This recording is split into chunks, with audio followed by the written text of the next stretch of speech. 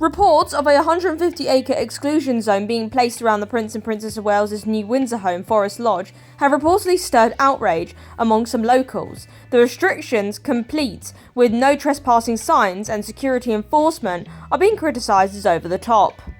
But let's be honest here, if most people were in the Prince and Princess of Wales's shoes, globally recognised, their faces on every newspaper, would they want strangers wandering down public footpaths at the back of their house? Of course not. You wouldn't expect to stroll into Windsor Castle and peer into the King's rooms while he's doing, private work and stuff like that. The same principle applies here. The Prince and Princess of Wales may not live in a palace this time, but they are the future King and Queen. They're not celebrities chasing attention. They are royals with duties, and when those duties are done, they and their children deserve peace and privacy behind closed doors, and the ability to have private time as a family and enjoy each other's company in private without people staring through their windows, Critics reportedly forget that this isn't the first time that the Waleses have faced issues with intrusions. At Adelaide Cottage, fences at Windsor Castle were reportedly climbed, and at Amma Hall, strangers were reportedly spotted wandering across the property.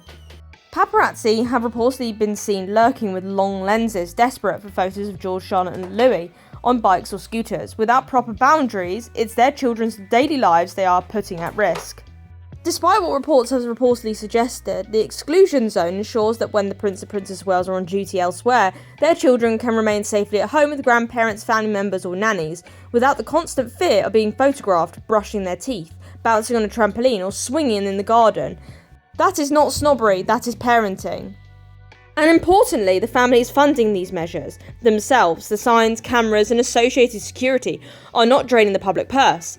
As royal finances works, taxpayer money isn't directly handed over. Revenues from the Crown Estate go to the Treasury, which then returns a small portion as a sovereign grant. Thanks to the royals' presence, profits from these estates have risen sharply, meaning the public actually gains far more than it gives.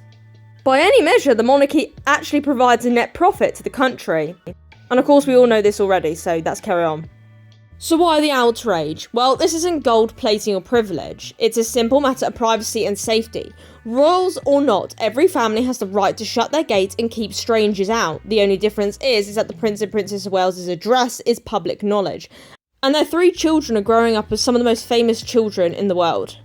They're currently also taking training lessons as well to be senior royals when they're older and they finish school, according to reports.